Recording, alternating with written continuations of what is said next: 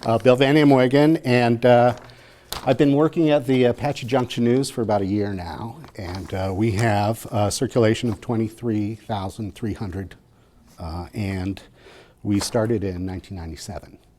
One of the topics that Constance wanted us to cover is what is newsworthy, and our sort of formula is what is going to be the most informative to the most amount of people, or the most interest to the most amount of people. And it's always a judgment call by the editor as to what that's going to be. There may be Anne Hattie's 90th birthday as opposed to a road closure cutting off a main artery. So what are we going to choose? We're going to choose the road closure if it comes down to that. Usually those decisions are more of a page one thing. There's lots of room, so you can always put Aunt Hattie in the back. There's also unusual stories. The classic is Man Bites Dog, and that is a classic, unusual story. If we get a story like that, we'll run with it. We write about people doing good things, people doing bad things. What is the city council doing? How will it affect you? What are the school sports teams doing? What are the scores? We feel that if you live in the community and you like the community, then you'll find all kinds of things to help the community out.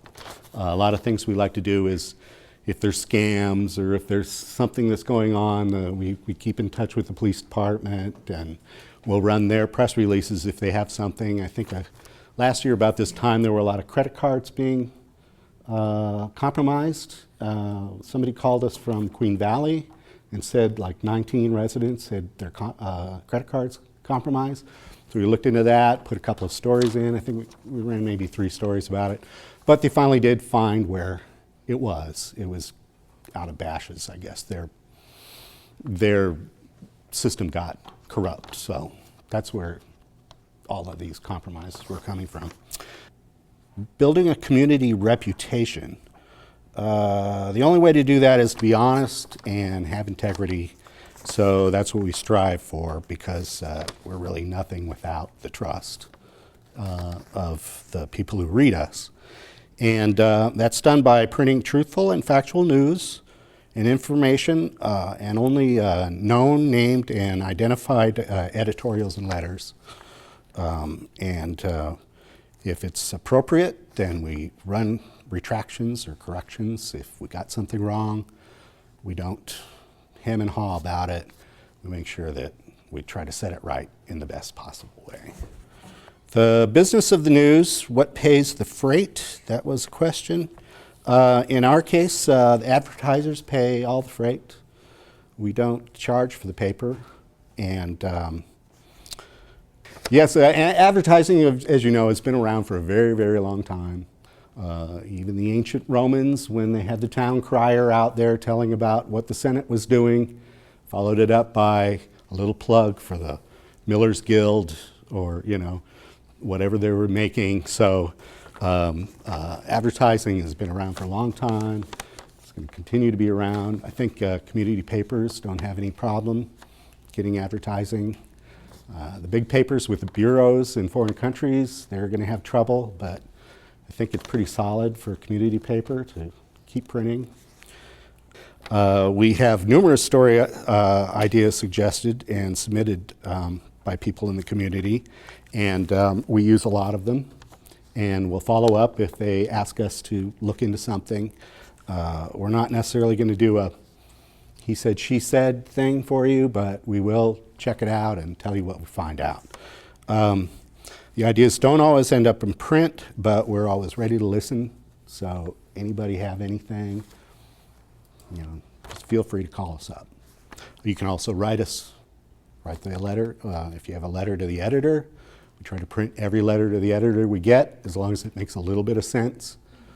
I've read some that make no sense. We still printed them, but we don't always correct your grammar and stuff, so be careful. Use spell check. And if you have a story about finding the lost Dutchman mine, come on in, bring some gold, because we don't follow it up unless you got piece of ore to show us. And like I said, we always appreciate photographs, if you've got photos, because we can't be everywhere. There's only me and a couple of other people that can actually go out and talk to others. And so that's it. Does anybody have any questions? Hello, everybody. I thought I'd start with kind of explaining that advertising part. I don't know, does everybody know what advertising is in the newspaper? Anybody? RE, come on. Survival, isn't it? Right, it's our survival, just like Bill had mentioned, but I don't know if you guys understand, but the folks purchase like a size of an ad. These are some examples of ads. They range in price maybe from $90 for a small one to multiple hundreds of dollars for a full page, and then extra for color and that kind of thing. Because none of this stuff, even though it's a free press and we want to get the information to you, it's not going to happen unless we pay for the paper, pay for the printing, pay for the salaries, pay for the rent, all that kind of stuff. So the advertising, like Bill had mentioned, is really important. We have retail folks, we have local stores, that kind of thing that buy ads. We also have different types of ads that are available. If you wanted to publicize something that, for instance, maybe it was over 300 words and you wanted to get it in the paper, you could put your letter in the form of an ad and pay for it and do it like that. So that's really important. We also have advertisements on our website. Back when we started the Apache Sentinel back in 1959, boy, black ink on paper, that was it. And it went to all the homes here in Apache Junction. But now we can hit so many more people on our website. Just tonight, Wendy had a story. Wendy works for me, by the way. So you all knew Wendy here at the Apache Junction Independent. She wrote a story about in Queen Creek, Santan Valley area, a rifle had been stolen out of a Pinal County Sheriff's Office deputy's vehicle. You probably heard about that. Did you know that they also arrested the suspect? And then we also found out today that they've finally recovered the rifle as well. At least we found that out. Instead of waiting until next Wednesday's paper, we were able to put that online tonight. And so all of our readers who can see online will then have that information. In our office also, we have the Apache Junction Independent. That's a 20,000 circulation. We also have the Queen Creek Santan Valley Independent, which is 15,000 circulation. We also have the Gilbert Independent, which is a monthly, and that's only 14,000. And we also have the Mesa Independent, 25,000 circulation paper. So Wendy and 6 other individuals, including myself, we produce all those papers each week. There's this paper here, then it takes 7 individuals to work on it. And out of those, 5 live in Apache Junction, I live in Mesa, and 1 lives in Tempe. So the advertising part is really important. Ari mentioned having to pay 50 cents for a paper. Some of our papers are delivered to Circle K's and that kind of thing, and they can charge. They don't want to give us the space in front of their retail stuff. That's really important real estate for them. So they'll charge 50 cents for the paper. We do get calls every once in a while saying, "You're a free paper. Why am I having to pay?" That's why. And I don't know if that's why for the AJ News, but it is for us. Right. The majority of the 20,000 papers that are delivered in Apache Junction are to single-family homes. We don't go to apartments, and then if there's mobile home parks, we don't have enough papers. We can't keep printing because it costs too much money, that kind of thing. So for the hundreds of people who are in the RV parks, the winter visitors, for instance, they want the paper, but we just can't afford to be printing that many more. So instead we put this box out there with the window, and you put your 50 cents in and you pop it out. So you can go to the chamber and get it for free. We also have free papers at our office. So the Apache Junction paper is available there, and also these other ones. If you've never, I don't know if you've got something like this at your house this week. This is the Apache Junction paper, but we also produce the Queen Creek Santan Valley Independent, like I mentioned a minute ago. We also produce the East Mesa Independent, and I don't have a copy of the Gilbert, but the Gilbert paper is a monthly. We also have advertising on our website, so those are by impressions, and if anyone understands what that is, really it's just the computer's on, the ad's up there, and that's an impression, because it showed up to somebody. And so we sell ads for that as well. So I mentioned the smaller ads are around $90. Also costs change by frequency. If somebody wants to have an advertisement in our paper for the full 52 weeks out of a year or in any kind of span, it costs less. So by frequency, and somebody could pay a little bit less. If If they wanted it for 8 weeks, it would cost less than if it was just for a one time. The basically co-op advertising would be if somebody had a product that was available from a major, like Amana, Whirlpool, or Amana dryers and washing machines, that kind of thing. What they do is they would have an advertisement, they would put the Amana product in there, and then they would send that information to Amana, and Amana would pay a portion of the ad. So we used to have a full-time employee who just did that. And did all that, but boy, that's one thing that's changed. And actually, Wendy and I, I'm sorry, we were talking about that earlier today. There was a time when we had an editor for each of these papers. We had a time where we had like an East Mesa independent editor, a Apache Junction, a Gold Canyon, a Gilbert, a Chandler. Chandler, unfortunately, is not around here anymore. Now it's Wendy, well, just about. Wendy does the Queen Creek paper and the Gilbert paper and the Apache Junction paper. She produces most of the copy. The gentleman, Alex, I mentioned earlier, he's a part-time. He works 29 hours a week. He does most of the education news and the library news for the papers, and then also helps me with the Mesa paper. So we're doing everything. The old days, we would also shop out the production of the papers, and now we do all that in the office with InDesign and Adobe products. I don't know if anybody has used Photoshop, that kind of thing. If we get a photograph, we need to process it and put it in the paper. So that's just kind of a description of all that. The other thing about our online stories, people can sign on to their own Facebook account and then make comments on the stories. Now those need to be civil. They can't be attacks, that kind of thing. We have a webmaster team who moderates those posts, and if it's uncivil, they'll remove it. One thing different also from the AJ News is that on the opinions pages for us, which by the way, 300 words would be great. You're welcome. I got it here. The 500-word ones we really don't have room for either. But we also use hot topics, or what we used to call speak out. Those are anonymous comments. We used to have an answering machine in the office, and we would get phone calls. And then eventually we changed that where we actually talked to people and typed up their stuff. And now you post it online, onto online forums. They're not as well used as they used to be. We changed the format a little bit. But what happens is folks post their ideas about political events or even about things that are happening in the community. And if it's uncivil, they'll file a complaint. The webmaster team will remove it. That team works. Our company also owns papers in Delaware, Florida, and Maryland. And that team takes care of all those complaints as well.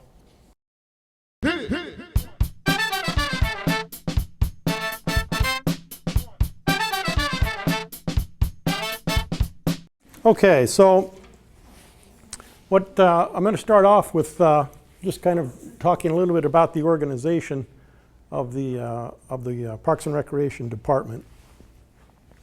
Is this the whole slide? Yeah. Okay, we cut it down from what it was. Okay, all right. So basically, we are directed by our Parks Director, Jeff Bell. He is supported by a Parks and Recreation Commission. Which has 5 members? I think we have 5 members on the Parks Board, and they are sort of a body that listens to issues that affect Parks and Recreation and offer recommendations to the director and subsequently to the City Council. Supporting Jeff in his directorship, and really all of us as our administrative folks. Those are basically the people in our front office who answer the phones and take care of a lot of the administrative stuff. They are a big help to us. And then the department is broken into 2 divisions, which is Recreation Division, which is Liz heads that up, and Parks Division, which is myself. And Liz has several different recreation coordinators and folks under her that you'll see as she discusses things a little bit later on in her part. And underneath me, we basically take care of the planning of the new park facilities. We take care of the maintenance of all of the park facilities. And then also under the Parks Division are the park rangers, who basically are security and education of people in our park facilities so that they can, we can keep the parks safe. We can help everybody, understand the rules and why they're there, and hopefully comply with them. Just to give you an idea of the amount of acreage that the Parks Department is responsible. Everything you see in green here is acreage that the Parks Department is responsible to oversee and to maintain. There's well over 2,000 acres, especially when you consider the multi-use trail area here that the city has a lease. BLM property up there then, isn't it? It's BLM that the city has a recreational and public purpose lease on. And then the state lands are in blue, which basically are on both sides of it. Then, you know, some of our other parks, the Superstition Shadows Park down by the high school. We have some little open space areas through some of the subdivisions, Arroyo Verde and Renaissance Point subdivisions. We have our Little League facility, which is over here by the SMES school. And then, of course, the grounds all around City Hall. We have some of our maintenance that we're responsible for along some of the right-of-ways, Phelps Drive, for instance, and the Plaza Drive and the new Apache Trail, which was put in. Those areas we contract out, though. Those right-of-ways are mostly under contract with private companies. But all the rest of this stuff is maintained by the Parks Department itself. So, but some of the master plans that are more recent and are not quite as developed as some of the others, I thought I would just put those up for a minute and just talk about them briefly, because this is stuff that is still yet to happen, whereas some of our other master plans are more in a completion state. For example, Prospector Park is mostly completed at this point, but we have a lot of interest in the Silly Mountain area. This being Silly Mountain here, there's the US 60 coming through here. Silly Mountain Road comes down right through here. Mountain View over here to kind of get your bearings as to where everything is at. And so this represents the trail system that's out there now. But as you can see, we have a master plan that will ultimately provide us some really nice recreational facilities out there. Fairly passive, though, in nature. You know, we're not putting ball fields and lights and stuff out there. These are going to be more passive things, such as picnicking. You can see some picnicking loops that are in here. We are proposed for another dog park to go out in this area, children's play area, some equestrian staging for the trailhead, because this is kind of the bottom end of the, you can see the multi-use trail area, which comes up and extends down along here, and it ends basically right here at Silly Mountain. So we'll have some trailheads and some things in there that will help accommodate people to utilize that trail system a little bit better. Ultimately, we're hoping for an actual environmental education sort of desert interpretive center that we'd like to see put in here. We have the little botanical walk that's out there now. So, you know, this part's been pretty much implemented in terms of the trail system. Our botanical walk's been put in. We have quite a bit yet left to do at Silly Mountain. But it's a facility that is used way more than I thought it was going to be. We acquired this property from BLM after CAC, I think, had a lease on it, and they let the lease expire. And so we went after, this is a 200-acre parcel, by the way. We went after it a few years back, thinking, you know, we'll develop it at some point and there'll be some activity out there. But, you know, you go out there this time of year on a Saturday, you know, there's 60, 70 cars out there with people, you know, hiking the mountain and stuff. So it really is a great area, a great facility, and we hope to bring it into full development here as the years go by and we get a little bit more funding. There's the rodeo grounds. You know, we've come a long way from the old wooden bleachers we used to have out there a few years back with the new grandstand bleachers that we have. This being the rodeo arena. This is Superstition Boulevard, or excuse me, Lost Dutchman Boulevard here and Idaho Road. Prospector Park sits here, so you can kind of get an idea of where the rodeo grounds are, but kind of the big picture is when this thing expands, we're going to have, you know, set this up for some fairly large events where we can start to accommodate the parking out there. We're looking at a possible amphitheater in the future, a gigantic expo hall where, you know, they could come in and, you know, do car shows or whatever, and have different exhibits and things up in there. We've also, if any of you have been out and seen the antique tractor show they have out there every year, usually right around the end of February, first part of March. So it's coming up here pretty quick. Those folks have been really helpful in helping to fund even some of the fencing costs that we had in fencing the rodeo grounds. We're providing an area in here for basically the historic tractor museum to go in at some point in time. Those folks are anxious to build a facility like that, so we provided that in the master plan for them. But that's just kind of some exciting stuff that we're looking to move forward on here in the next, few years, hopefully before I retire, and get some more of this stuff in. So right here we're in the beautiful multi-generational center. This was built about 8 years ago. We can't believe it's gone by so fast. It seems like only yesterday we were planning this facility with our community. We are very proud of the Multi-Gen Center for many different reasons. When we first built it, everybody raved about how it's so beautiful and it's such a neat place to be. Our director, made a big point of telling our staff that while we certainly want people to think it's a beautiful place, we want them to really think that there's great people here that welcome them every day, and that it's the place that they call home for themselves. And our staff here definitely have shown that. We have some previous staff members in the room, and we just have such a wonderful, welcoming staff here, and they do a lot of neat things. And I'll kind of cover a little bit of what's to offer here if you're not real familiar with it. But if you visit up to the front of the desk, the Multi-Gen Center, we have a great array of classes for group fitness. We've started a bunch of different new things here, and really the center focuses a lot on the health and wellness aspects, but this is kind of the hub. So the idea is really to try to bring a lot of different things here to the Multi-Gen Center.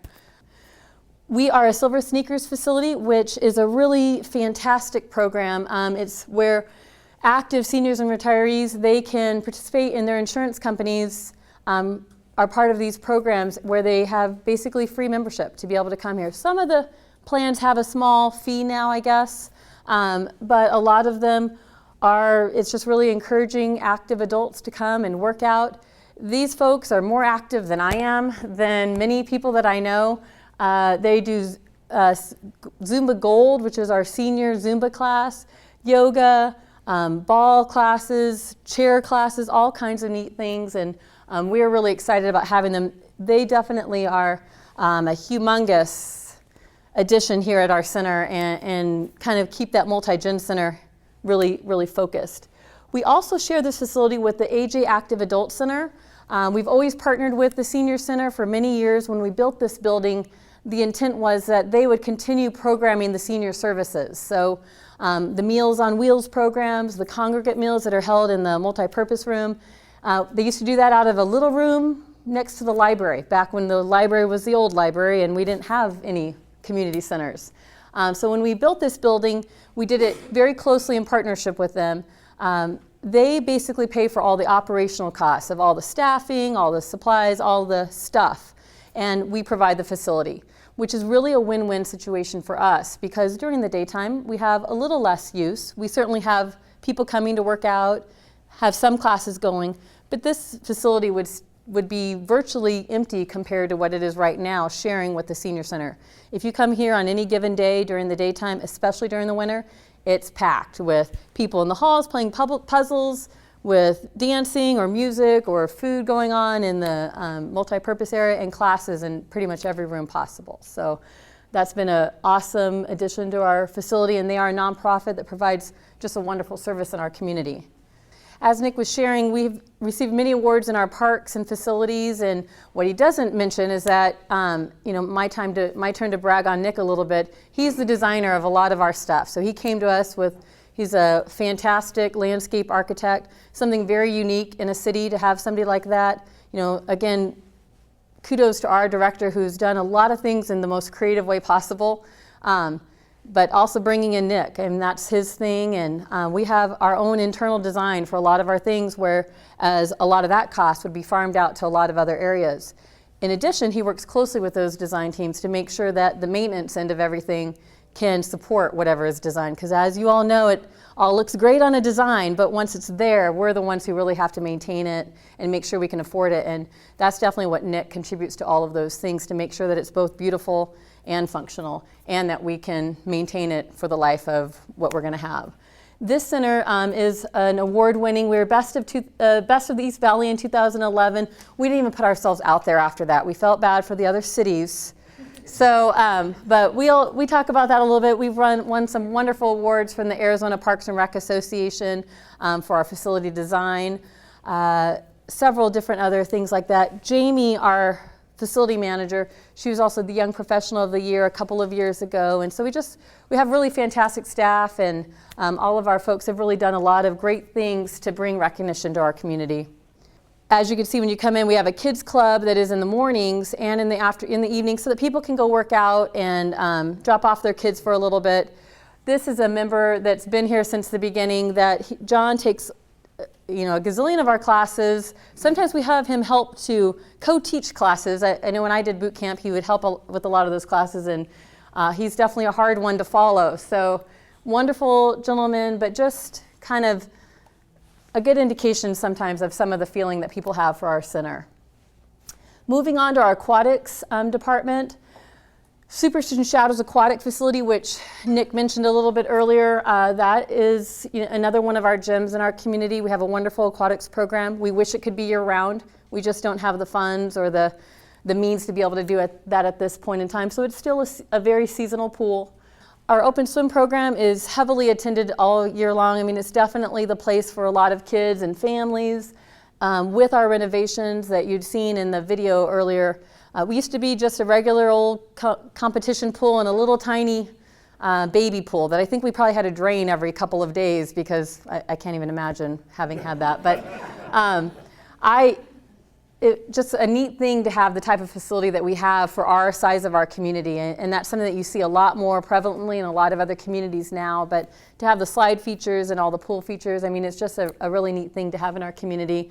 And again, our staff, I really feel like, are some of the things that set us apart. We certainly all can work harder and can do better and learn and improve, but overall we have really wonderful staff. Most all of our lifeguards and swim instructors are kids that grew up in our programs that came back to work in a lot of those programs. So we're very fortunate in that way.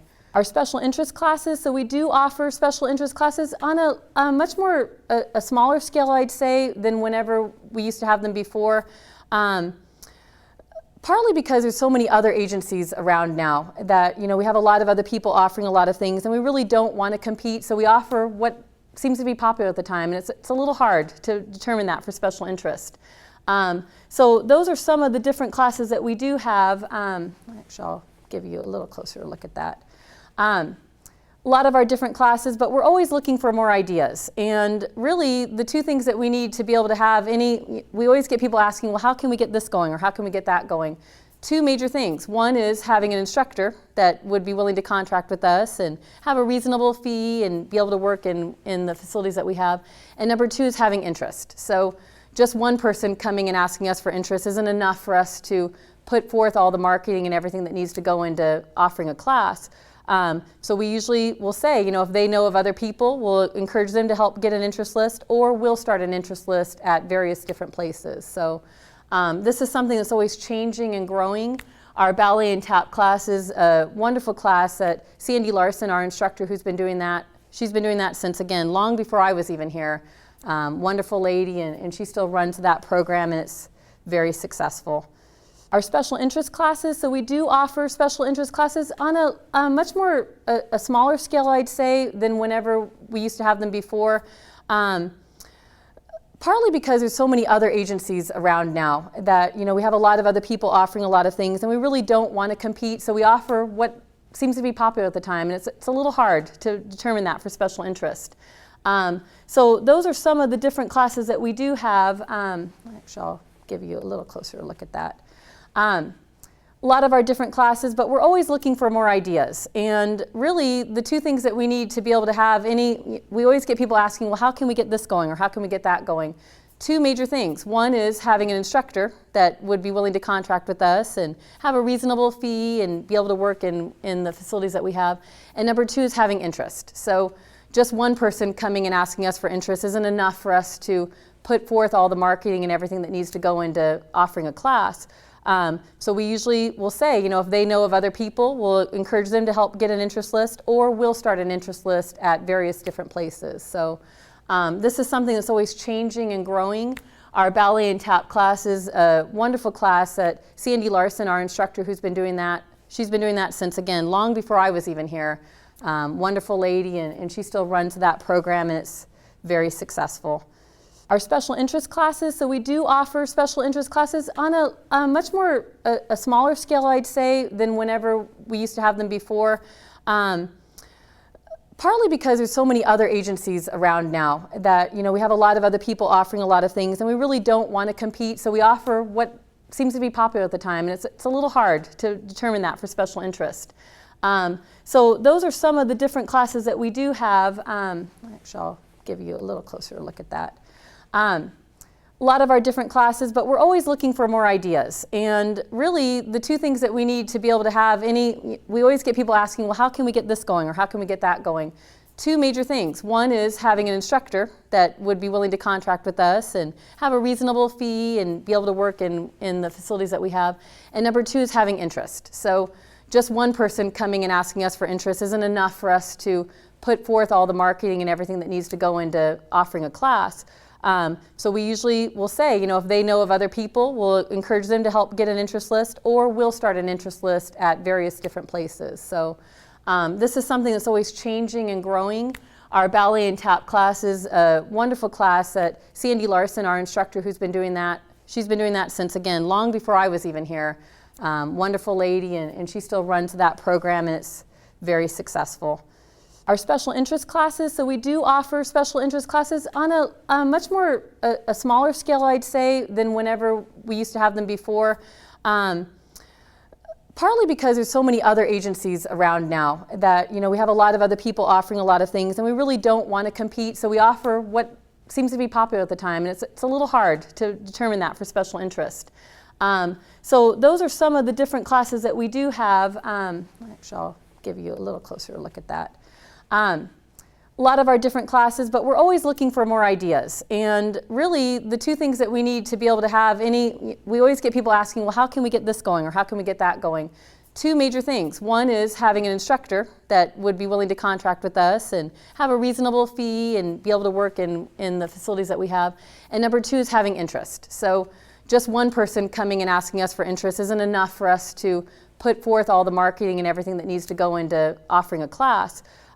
So we usually will say, if they know of other people, we'll encourage them to help get an interest list, or we'll start an interest list at various different places. So this is something that's always changing and growing. Our ballet and tap class is a wonderful class that Sandy Larson, our instructor who's been doing that, she's been doing that since, again, long before I was even here. Wonderful lady, and she still runs that program, and it's very successful. Our special interest classes, so we do offer special interest classes on a much more, a smaller scale, I'd say, than whenever we used to have them before. Partly because there's so many other agencies around now that, we have a lot of other people offering a lot of things, and we really don't want to compete, so we offer what seems to be popular at the time, and it's a little hard to determine that for special interest. So those are some of the different classes that we do have. Actually, I'll give you a little closer look at that. A lot of our different classes, but we're always looking for more ideas. And really, the two things that we need to be able to have we always get people asking, well, how can we get this going, or how can we get that going? Two major things. One is having an instructor that would be willing to contract with us and have a reasonable fee and be able to work in the facilities that we have. And number two is having interest. So just one person coming and asking us for interest isn't enough for us to put forth all the marketing and everything that needs to go into offering a class. So we usually will say, if they know of other people, we'll encourage them to help get an interest list, or we'll start an interest list at various different places. So this is something that's always changing and growing. Our ballet and tap class is a wonderful class that Sandy Larson, our instructor who's been doing that, she's been doing that since, again, long before I was even here. Wonderful lady, and she still runs that program, and it's very successful. Our special interest classes, so we do offer special interest classes on a much more, a smaller scale, I'd say, than whenever we used to have them before. Partly because there's so many other agencies around now that, we have a lot of other people offering a lot of things, and we really don't want to compete, so we offer what seems to be popular at the time, and it's a little hard to determine that for special interest. So those are some of the different classes that we do have. Actually, I'll give you a little closer look at that. A lot of our different classes, but we're always looking for more ideas. And really, the two things that we need to be able to have we always get people asking, well, how can we get this going or how can we get that going? Two major things. One is having an instructor that would be willing to contract with us and have a reasonable fee and be able to work in the facilities that we have. And number two is having interest. So just one person coming and asking us for interest isn't enough for us to put forth all the marketing and everything that needs to go into offering a class. So we usually will say, if they know of other people, we'll encourage them to help get an interest list, or we'll start an interest list at various different places. So this is something that's always changing and growing. Our ballet and tap class is a wonderful class that Sandy Larson, our instructor who's been doing that, she's been doing that since, again, long before I was even here. Wonderful lady, and she still runs that program, and it's very successful. Our special interest classes, so we do offer special interest classes on a much more, a smaller scale, I'd say, than whenever we used to have them before. Partly because there's so many other agencies around now that, we have a lot of other people offering a lot of things, and we really don't want to compete, so we offer what seems to be popular at the time, and it's a little hard to determine that for special interest. So those are some of the different classes that we do have. Actually, I'll give you a little closer look at that. A lot of our different classes, but we're always looking for more ideas. And really, the two things that we need to be able to have we always get people asking, well, how can we get this going or how can we get that going? Two major things. One is having an instructor that would be willing to contract with us and have a reasonable fee and be able to work in the facilities that we have. And number two is having interest. So just one person coming and asking us for interest isn't enough for us to put forth all the marketing and everything that needs to go into offering a class. So we usually will say, if they know of other people, we'll encourage them to help get an interest list, or we'll start an interest list at various different places. So this is something that's always changing and growing. Our ballet and tap class is a wonderful class that Sandy Larson, our instructor who's been doing that, she's been doing that since, again, long before I was even here. Wonderful lady, and she still runs that program, and it's very successful. Our special interest classes, so we do offer special interest classes on a much more, a smaller scale, I'd say, than whenever we used to have them before. Partly because there's so many other agencies around now that, we have a lot of other people offering a lot of things, and we really don't want to compete, so we offer what seems to be popular at the time, and it's a little hard to determine that for special interest. So those are some of the different classes that we do have. Actually, I'll give you a little closer look at that. A lot of our different classes, but we're always looking for more ideas. And really, the two things that we need to be able to have we always get people asking, well, how can we get this going or how can we get that going? Two major things. One is having an instructor that would be willing to contract with us and have a reasonable fee and be able to work in the facilities that we have. And number two is having interest. So just one person coming and asking us for interest isn't enough for us to put forth all the marketing and everything that needs to go into offering a class. So we usually will say, if they know of other people, we'll encourage them to help get an interest list, or we'll start an interest list at various different places. So this is something that's always changing and growing. Our ballet and tap class is a wonderful class that Sandy Larson, our instructor who's been doing that, she's been doing that since, again, long before I was even here. Wonderful lady, and she still runs that program, and it's very successful. Our special events are really some of the neat things that really tie our community together. We have a lot of many smaller events throughout the year, but we do have our 4 major family events that the city actually hosts. Easter hunt and 4th of July are 2 of the major ones. That's our picture of Jeff again. It's so funny to look at him back in the olden days. I remember having the Easter hunt out at the football field, and it was literally just the football field, and the whole town just went all at one time, and it wasn't like there were levels or anything. Now we're out at Prospector Park on 4 different softball fields and different age groups. I mean, it's just 2,000 kids and their families out there. So we've just really come a long way. Our 4th of July, that's something that we really had to fight hard to keep. Nick talked a little bit about some of our harder times. We really have had to prioritize a lot of the things that we do, and so we don't get to put as much attention into every single thing that we'd like to. So it's really trying to figure out what's going to get the most use. 4th of July was something that, sure, it doesn't really bring revenue to the city, and it's, You know, it's not keeping kids off the streets after school, and it's certainly not some of those priorities, but it's the one thing that our whole community gets to come together and do, and we really felt like it was super important. So, you know, with the help of management services and the city, they really went out looking for sponsors for this. And so the reason why 4th of July got to stay for the last 4 years is because of Republic Services. I think they used to be called Allied Waste. But they stepped up to the tune of $20,000 to make sure that we can have that event every year. And they've done that for the last 4 years. And we hope to continue that relationship with them. But it's just an amazing event, you know, about 5,000 people in that area. And then that's not mentioning all the people that stop on the highway, heaven forbid, to watch the fireworks and from their houses and all of that stuff. But truly a wonderful event. And again, just back to that's what a hometown, we don't want to charge for people to come into it. We don't want to charge for people to park and stuff. And for as long as we can, we're going to try to avoid that because it really is our hometown fireworks thing. And we're very proud of that event. Holiday event and light parade, this is another, just I feel like a big success story of our community. We used to have a short or a small little Santa and things at our gazebo here on the corner. And we've done that for as long as I can remember. And it was, you know, hot cocoa and cookies and Santa. And then it grew into, when we brought snow, we thought 5 tons of snow was going to be really a whole lot. We were so proud of it. And it was like this big. And so then every year, you know, we try to grow that, and we outgrew the Veterans Memorial Park there. It was scary because we were right there on the corner of the road and kids are everywhere. But we would always take our, you know, our Santa would go and then get in the light parade, and Main Street did the light parade forever.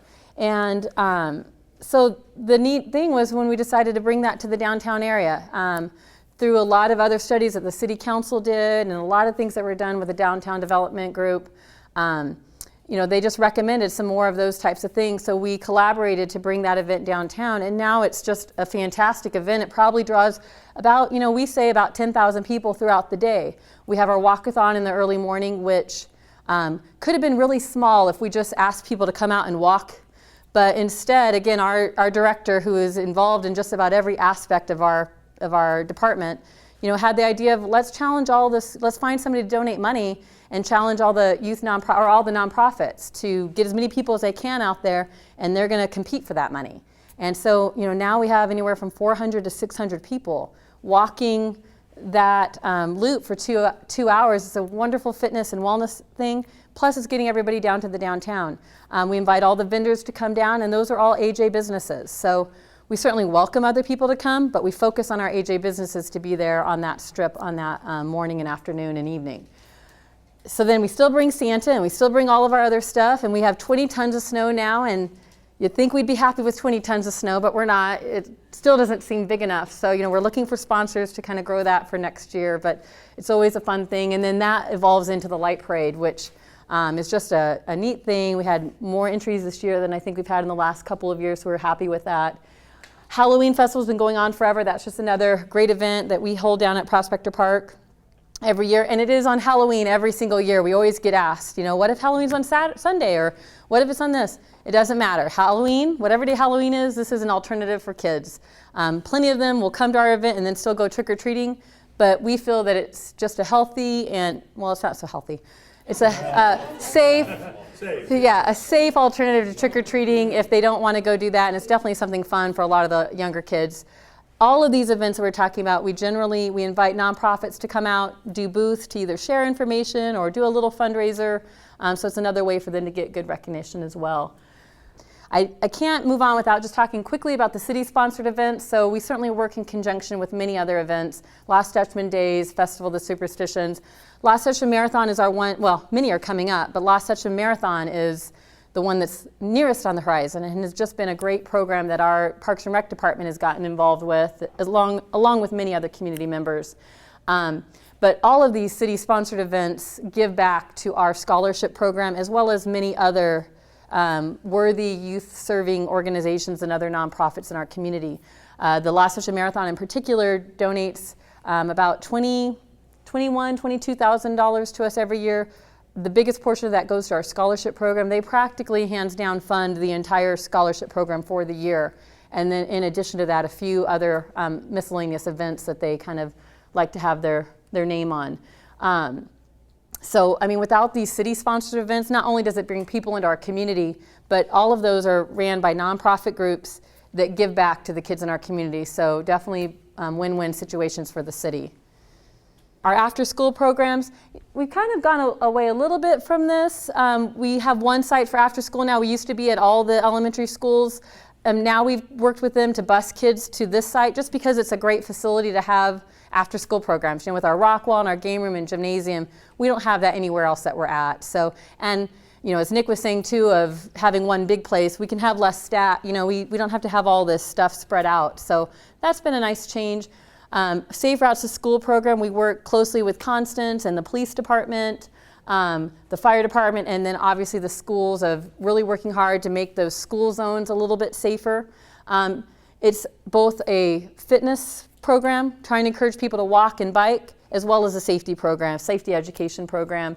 We have monthly walk to school days at almost all the elementary schools now in Apache Junction, and they're super popular. At the beginning of the school year, schools are competing with each other to see who can get the most kids out there, and it's a really fun activity.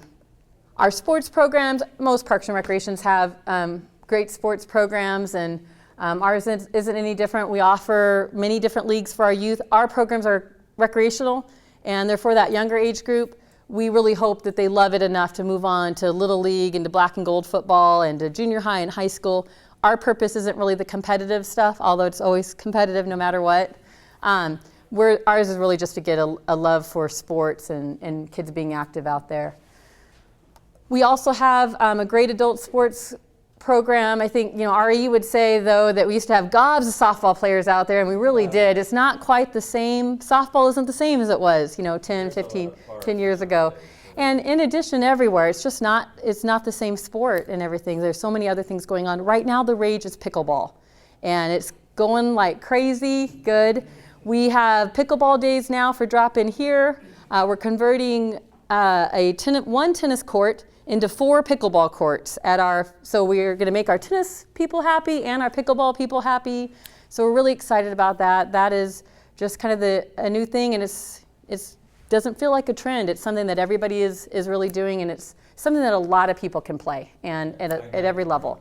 You know, our senior sports are just as popular as our other young adult sports or our youth sports. Our senior softball program is amazing. Again, back to, they put some of our adult softball teams to shame. They would kick their butts. I'm not kidding. So they're a whole lot of fun and great program there. I think we're just about wrapping up.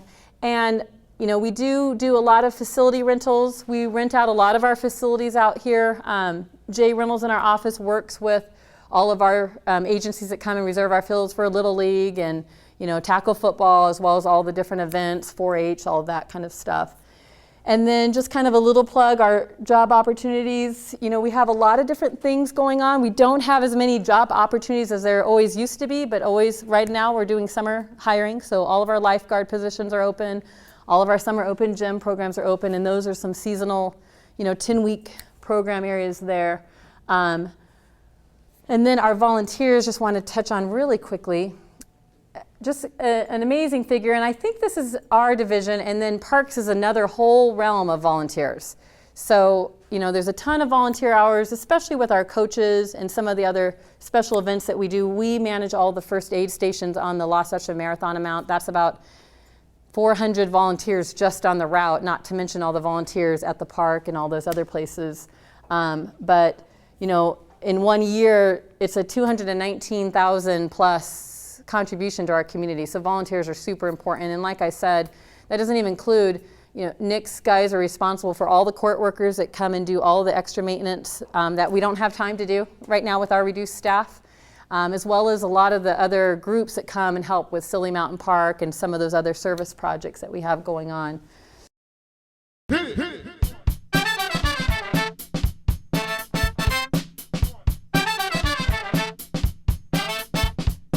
My office, I have one prosecutor, and we have 5 support persons. So Eric does the prosecution. I do all the other city attorneys type stuff. So if you look at the first page, city attorney responsibilities, I'm not going to read all these. All of you can read. But essentially, I do represent the city in all of its functions. We do have a contract with something called Southwest Risk, and that is our tort. When someone files a lawsuit against the city, we are supposed to send the lawsuit to this company. They determine whether it's covered under our insurance. If it's covered, they would then hire an outside attorney, and I would monitor that outside attorney and make sure they're doing what they're supposed to be doing. If it's not covered, I would have to take on the case, or I'd have to hire private counsel for whatever the situation is. Provide legal services to city council boards, commissions, water, utility, community facilities district, and city staff. Contracts with these different organizations: Apache Junction Fire District, Apache Junction Unified School District, Central Arizona College. Also, employment law. I assist, well, actually, I advise the city on all employment matters. If I need help, I'll ask for an expert attorney on the outside. And then I just get into just the general stuff on the last bullet point on the first page, and there's a lot of stuff in here. Am I an expert in all these things? No, I'm not going to be so bold to say that. Some of the things, though, I am pretty good at, like public records requests, because that's what city attorneys typically do. Some election stuff I'm pretty good at, not all of it, because election stuff is always, there's always new cases on elections and how elections could be run. So it's always a flowing thing with elections. I advise the police department on pretty much everything they do. Supervise the prosecutor and everything that he does with cases, although he's doing pretty well on his own. He started last year and he's doing an excellent job. Before Eric, there was someone by the name of Mary Ann Coyne. I don't know if any one of you know her, but she was here for a long time, and she retired last year. Yeah, I handle the planning and zoning commission meetings, all council meetings.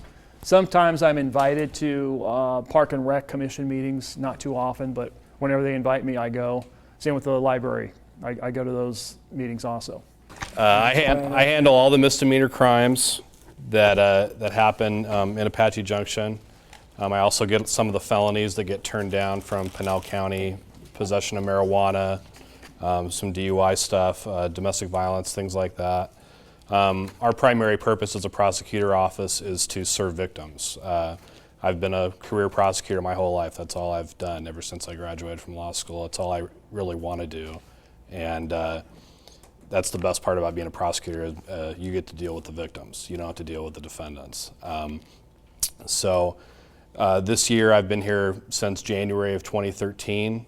We had 13 bench trials last year in the city.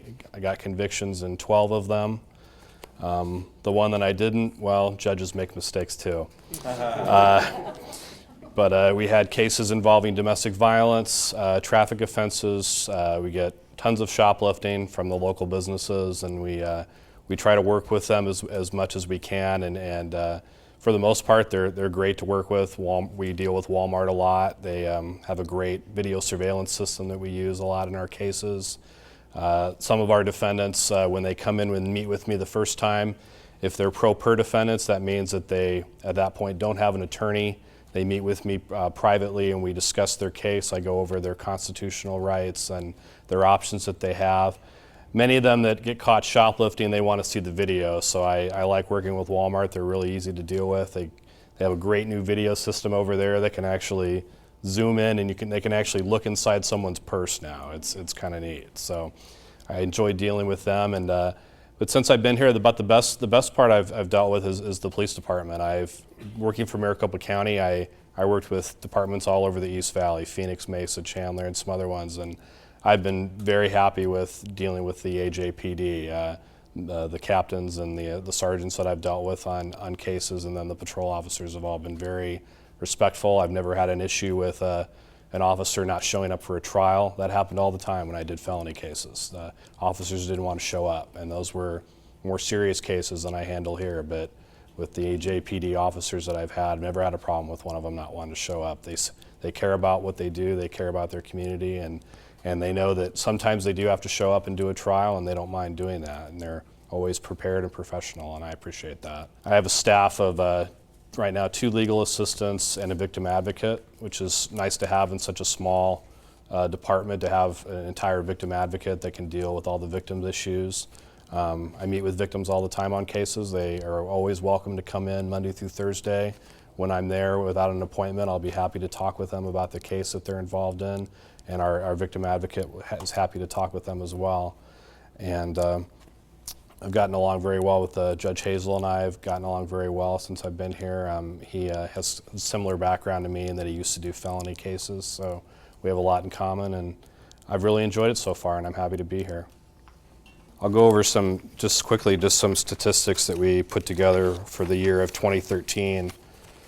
Total fines, and you have these on your list, we gathered, or we assessed $435,000 in fines. We also collected or assessed almost $66,000 in restitution, so it's about $500,000 that either as sanctions or that victims were getting in the form of restitution. And there's a list at the end of all the types of cases we have. We primarily get domestic violence and traffic cases.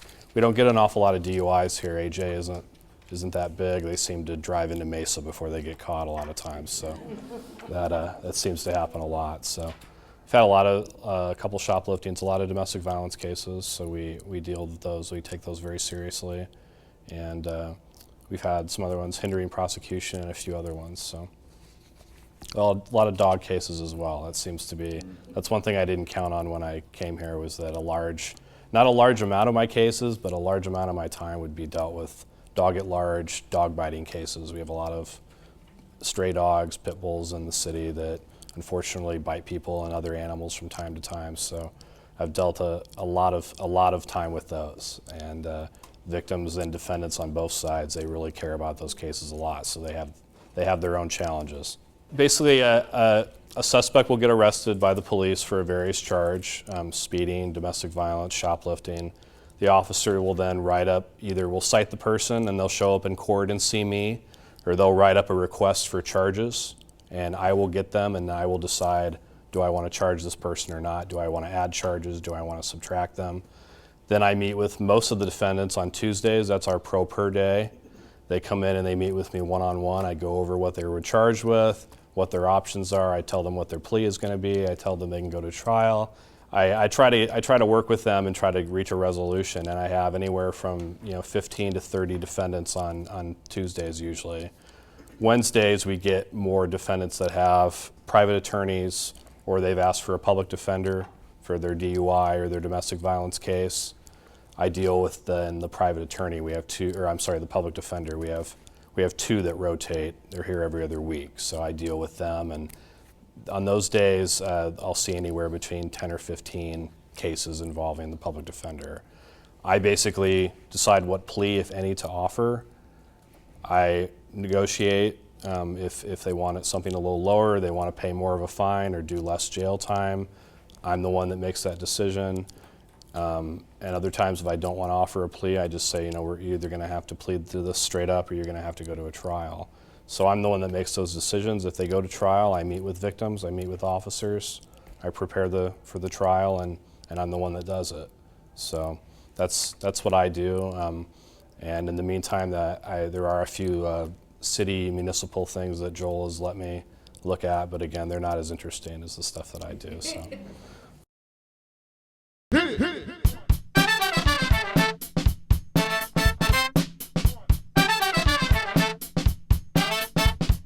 My name is Nancy Burgess, and I am the operations manager at the Apache Junction Food Bank. We are in our 30th year. We started back, actually, the concept was in 1981. It operated out of some church organizations. We operated out of St. George's, out of little trailer type houses, an old fire department somewhere, I was told. And in 1983 we incorporated, so it's been 30 years. We do have a board of directors that makes 12 people that I have to report to. Cut. So that's 12 people that I have telling me what to do, which I love greatly. Off the cuff, we fed 28,527 people last year in 2013. That's up 12.5% from the year before. That is 10,000 families. That's how many families we fed. And over 8,000 of those are just from the Apache Junction area. Like I said, we're up 12.5% with all the food stamps, the SNAP food cuts, and people have less money to buy food. So we are actually a lot more busy than we ever even thought we would be. My projection for 2014 was 29,000 people. I think I have to redo that a little bit after I saw the numbers we ended up with this year. A couple of things that, and I want to, of course, because we're on camera too, I've got to thank the City of Apache Junction. That is our only source of government funding. We have not written grants so far because we're kind of a new board and a new management team, and so we're not quite there yet. But last year they gave us $25,000. This year they gave us $30,000. So we thank the city very much for seeing our need and believing in what we're doing in the community, because they are very, very nice to us. A couple things we did in 2013. We bought a new truck. It wasn't really a new truck. It was a used truck, but it was better than the fake U-Haul we were using to pick up our food. We pick up from 12 stores every day. I get 2 truckloads of food. She goes out, she comes in, drops stuff off about 10 o'clock, goes back out, fills up the truck again, comes back and drops off the second load. I have 2 shifts of volunteers. The morning shift does the truck, helps unload the truck. That starts at 9 o'clock in the morning. We get done about 12. We help unload, we sort through the good and the bad vegetables and good and bad meat, and you know what the stores are giving us is basically their stuff that's getting ready to go out of date or whatever. So we do go through. We are very diligent about going through and making sure what we're giving out is as good as it can be. We pitch whatever is not good, and actually I don't pitch it anymore. I have a pig farmer that comes and picks it all up, so he feeds his pigs, so that works out well too. So anyhow, we do pick up from 12 stores, and that is, we don't pick up on Wednesdays and Sundays, that's it. On Wednesdays, we go pick up our food from St. Mary's Food Bank in Phoenix, which for every bag that we hand out, they return us a bag every week. So it works out, we get 200 and some kind of donated bags of food from St. Mary's, which really helps with our giving out of food.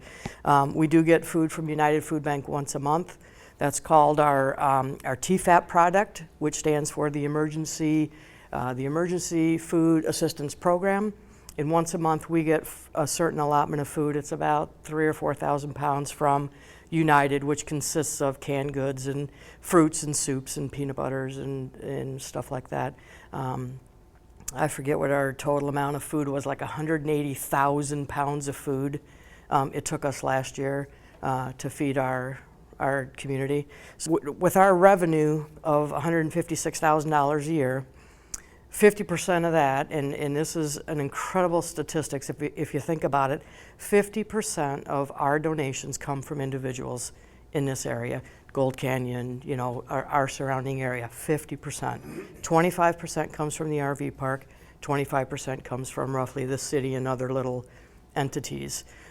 This community is so generous that it just constantly amazes me. I'll get clients that have been coming in for month after month, and they'll like say, "This is all I got. It's $5," but and it's like, wow, it's just amazing to me how generous this community is.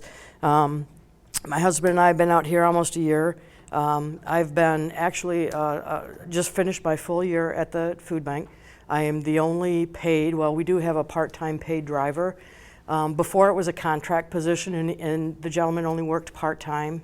They thought in order to get somebody to take it to the next level, you really have to have somebody there that's all the time. So between my husband and I, we're there all the time, and we and we love it. We just hired a part-time driver in the middle of, I think it was June of 2013. Our driver, to me, is more important than me, because that's the person going out and picking up all our food. So while you can do without me, you can't do without a driver. That person has to be there every day picking up food. And I have a female truck driver. She is, you wanna watch a female at work, come out and ride with her one morning. She leaves about 6 o'clock in the morning, and she's done by noon. But she's an amazing person, works very hard. I'm proud of the fact that we've gone a long way. And from what it was before, is people just showed up and worked, and nobody knew everybody's name, and they had no idea who the volunteers were. They had no record of who was who and who did what, and so we've come a long way. The one thing we do need, always need, is volunteers. Like I said, we do run the 2 shifts. The first shift is from 9 o'clock in the morning till about noon. Our second shift is when we actually take care of our clients. We're open from 2 to 4 in the afternoon for our clients. So they start lining up, and we fill their basket. They take their basket out to their car, and it's just a constant circle from 2 to 4 o'clock. So that's the second shift. They start about 1, they get done about 4, 4:15. Anybody interested in volunteering? We love volunteers. We've got anywhere between 65 and 100 volunteers. You know, when the snowbirds come back, we have a lot more volunteers, which is great. We love our snowbirds. I have no problem with that. We logged over 59,000 volunteer hours last year.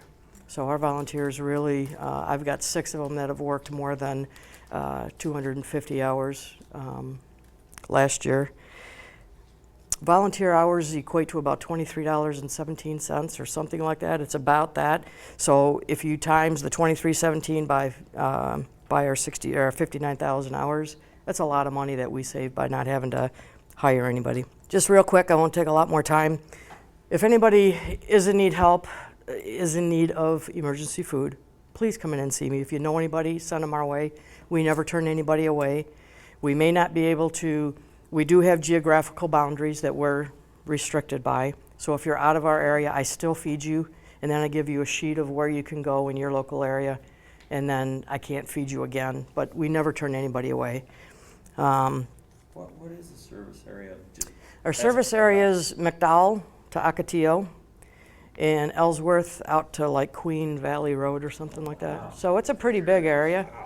But where we get is the people that are in Queen Creek that live the south side of Ocotillo. It's like, oh, I wish I could feed you guys. But I mean, they still come in, and I still do the one time.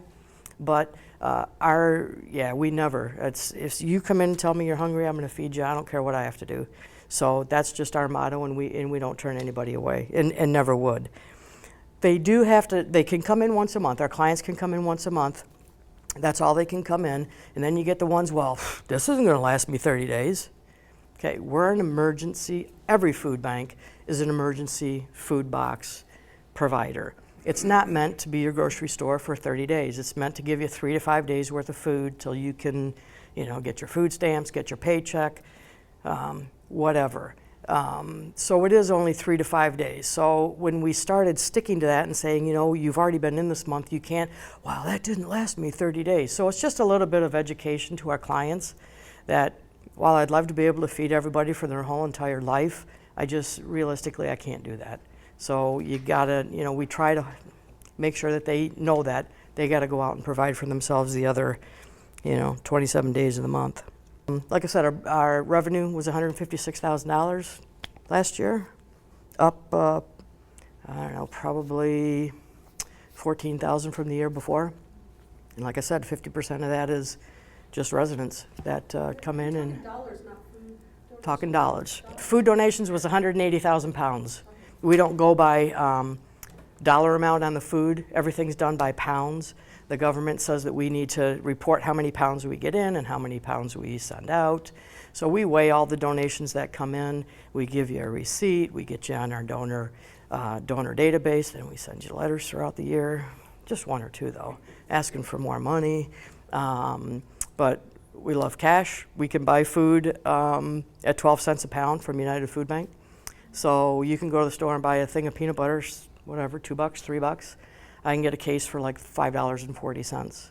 So I always tell everybody I love money because it goes farther, but we really need food too. And the donations really help us keep our shelves stocked. We get the money, we have to order, it all takes logistics and time. So the food drives and everything are very important, to our operation. So we like the food, but we like the money too.